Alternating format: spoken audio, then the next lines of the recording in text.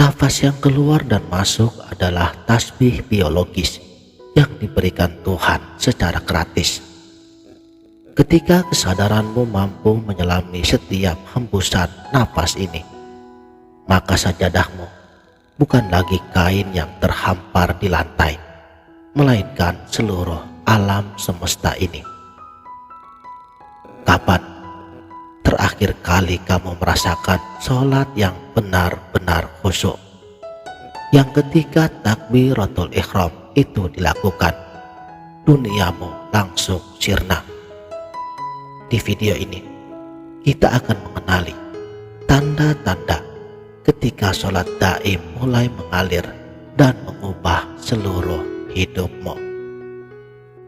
Salam sang sejati. Sejenak kita lepaskan seluruh beban pikiran ini. Tarik nafas dalam-dalam secara perlahan. Rasakan aliran udara yang masuk menghidupkan jasad ini. Lalu hembuskan dengan penuh kepasrahan. Izinkan diri kita untuk hadir utuh di saat ini, sekarang. Karena saatnya kita kembali pulang ke dalam diri, menyelami samudra kasih sayang dan keagungan Sang Pencipta yang sesungguhnya amat dekat, bahkan lebih dekat dari urat leher kita sendiri. Selama ini, tidak sedikit di antara kita yang terus mencari-cari, mengembara dari satu majlis ke majlis yang lain, memburu ilmu-ilmu yang dianggap tingkat tinggi, tapi hatinya masih saja merasa gelisah. Inilah mengapa kita wajib memahami ilmu hakikat yang sering disebut oleh para arifillah sebagai puncak dari rasa bertauhid, yaitu keadaan di mana ibadah tidak lagi terikat oleh ruang dan waktu. Apa yang dimaksud dengan sholat daim? Secara bahasa, daim berarti kekal, terus-menerus, atau berkesinambungan tanpa ada jeda. Jika kita berbicara tentang sholat dalam ranah syariat, maka ia adalah ibadah yang masih terikat oleh waktu-waktu tertentu. Ada subuh, zuhur, asar, maghrib, dan isya. Ada gerakan rukuk, sujud, dan ada takbir, serta salam yang membatasinya. Ini adalah pondasi tiangnya agama, sebuah kewajiban lahiriah yang menjaga jasad dan keteraturan hidup kita ini sebagai manusia. Tapi ketahuilah bahwa jasad memiliki ruh. Begitu pula dengan sholat. Jika sholat fisik adalah jasad, maka kesadaran yang terus terhubung dengan Allah adalah ruhnya. Sholat daim bukanlah sebuah amalan untuk meninggalkan sholat 5 waktu. Sungguh keliru jika ada yang menganggap demikian. Sholat daim justru adalah nyawa yang menghidupkan sholat 5 waktu tersebut. Coba kita renungkan, tanpa pernah kamu perintah, detak jantungmu tidak pernah berhenti berdetak sejak kamu berada di dalam kandungan ibumu. Nafasmu keluar masuk secara otomatis, sekalipun saat dirimu tertidur lelap. Seluruh sel di tubuhmu bekerja merunduk patuh pada ketetapannya. Secara biologis, seluruh tubuh kita sebenarnya sedang bersujud dan bertasbih tanpa henti. Makanya, sholat daim adalah untuk menyelaraskan kesadaran batin kita agar ikut mengalir bersama tasbihnya semesta raya ini. Ia adalah sholatnya kesadaran. Sebuah kondisi di mana hati selalu menghadap ke hadiratnya dalam setiap hembusan nafas, dalam setiap kedipan mata, dan dalam setiap detak jantung yang berdenyut. Hal ini bukanlah sebuah rekayasa pikiran manusia, melainkan sebuah rahasia yang telah diabadikan di dalam Al-Quranul Karim. Allah berfirman pada surat Al-Ma'arij ayat 23, Alladzina hum ala salatihim daimun. Kata daimun di sini mengisyaratkan adanya hamba-hamba pilihan yang sholatnya tidak pernah terputus. Mengapa tidak terputus? Karena sholat bukan lagi sekedar fisik yang dibatasi di atas sajadah, melainkan rohaninya yang telah melampaui sekat-sekat ruang dan waktu. Mereka inilah yang disebut oleh Allah pada surat Al-Imran ayat 91 sebagai ulil albab, yaitu orang-orang yang mengingat Allah sambil berdiri, duduk, atau bahkan dalam keadaan berbaring. Ketika fisik mereka berdiri tegak di pasar untuk berniaga, batin mereka sedang rukuk berserah diri kepadanya. Ketika fisik mereka duduk di kursi kantor untuk bekerja, tapi batin mereka sedang bersujud mengagungkan kesuciannya. Dan ketika fisik mereka berbaring untuk beristirahat, maka rohani mereka tetap terjaga di hadapan Sang Kekasih. Syekh Abdul Qadir Al-Jailani, yang dalam kitabnya yang sangat monumental, Sir Al-Asrar, beliau membagi sholat menjadi dua tingkatan. Ada sholat syariat dan ada sholat hakikat. Sholatnya hati atau sholat hakikat ini, menurut beliau, tidak memiliki rukuk dan sujud secara fisik. Wudunya hati adalah membersihkan diri daripada segala kecintaan selain kepada Allah, dari kesombongan dan dari kedengkian. Sedangkan untuk kiblatnya hati ini langsung menuju ke arsinya, kesadaran ilahi.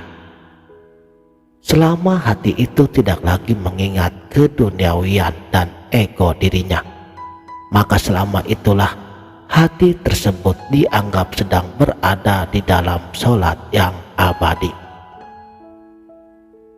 Lalu di manakah sejatinya pusat dari sholat daim ini terjadi? Di dalam diri kita. Mari kita menyelami anatomi spiritual yang diajarkan oleh para guru sufi. Manusia dibekali dengan berbagai lapisan roh. Ada roh yang menggerakkan fisiknya, ada roh yang menggerakkan emosinya. Tapi di lapisan yang paling dalam, di inti dari segala inti diri kita, terdapat sebuah tiupan langsung dari kesucian Allah yang disebut sebagai Ruh Al-Qudsi, Ruh yang suci, atau Ruh Kudus. Ruh Al-Qudsi ini adalah jati diri kita yang sejati. Ia tidak pernah kotor oleh dosa dunia. Ia tidak terpengaruh oleh caci maki ataupun pujian manusia. Dan ia tidak pernah sedetik pun lupa kepada Allah. Ia selalu rindu untuk pulang dan bersatu dalam kehendaknya. Para arif billah mengajarkan bahwa makom atau tempat bersemayamnya kesadaran Ruh Al-Qudsi ini berada di pusat tubuh kita, yaitu di area pusar. Secara fisik, pusar adalah eksis, titik tengah atau poros dari keseimbangan tubuh manusia. Ingatlah, Mekah atau Ka'bah adalah pusatnya dunia, dan pusar adalah pusatnya diri kita. Dari pusar itulah pertama kali kita menerima aliran kehidupan, nutrisi, dan nafas saat masih berupa janin di rahim ibu kita. Pusar adalah pintu gerbang pertama kali kita diwujudkan ke dunia ini. Dalam spiritualitas tertinggi, ketika seorang hamba telah mampu menurunkan seluruh hiruk pikuk pikirannya yang bising di kepala, meredakan gejolak emosinya yang ada di dalam dada, dan membawa seluruh kesadarannya tenang menetap di pusat tubuhnya, di poros pusar tersebut, maka ia sedang mengaktifkan kesadaran Roh Al-Qudsi. Di titik pusat tubuh inilah Roh Al-Qudsi bertindak sebagai jangkar kesadaran ilahi. Ketika pusat ini tersentuh oleh zikir yang hening, zikir tanpa huruf dan tanpa suara, diam sediam-diamnya, maka ia bagaikan sebuah mata air yang memancarkan getaran ilahi ke seluruh pembuluh darahnya, mengalir ke setiap sarafnya, dan terus menyusup ke dalam setiap jalinan napas yang keluar dan masuk. Yang pada tahapan ini, sholat daim akan terjadi secara alamiah.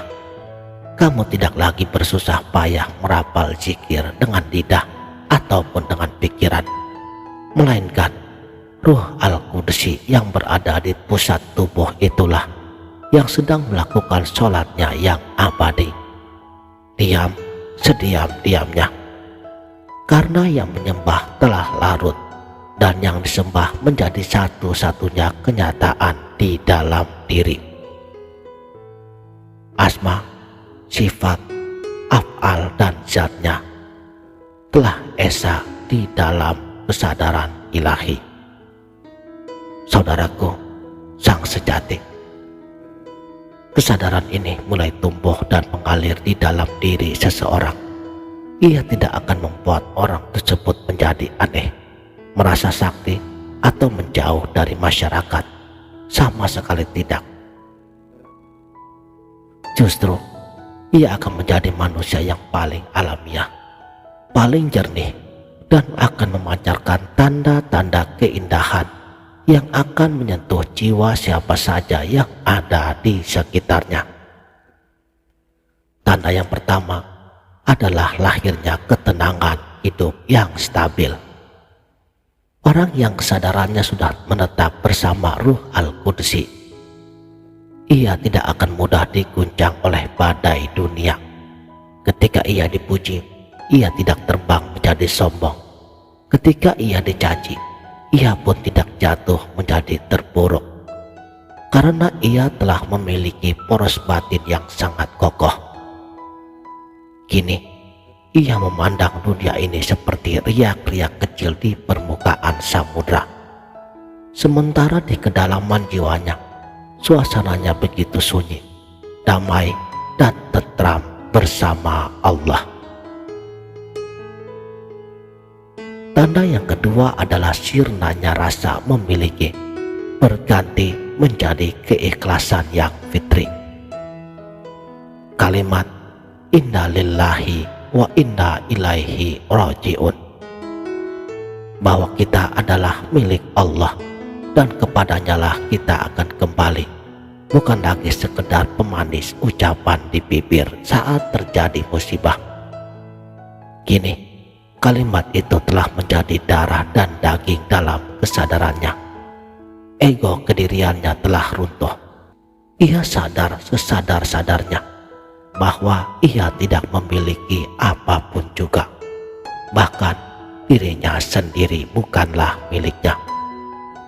Tanda yang ketiga adalah lenyapnya kebencian dan berseminya kasih sayang yang universal.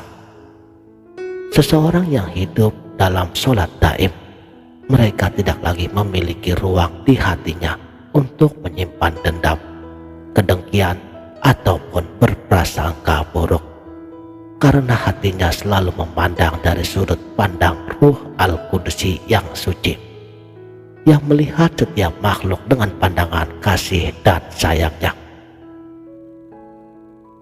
Tanda yang keempat adalah meleburnya batasan ibadah, sehingga setiap aktivitasnya menjadi ibadah. Bagi dirinya, tidak ada lagi pemisah antara duniawi dan ukhrawi. Saat mereka menyuapi anak istri, saat mereka menyetir kendaraan di tengah kemacetan, saat mereka berbicara dengan rekan kerja, atau bahkan saat mereka sedang merebahkan tubuh untuk tidur. Poros tubuhnya, pusat kesadarannya, terus memancarkan zikir hening yang tak terputus.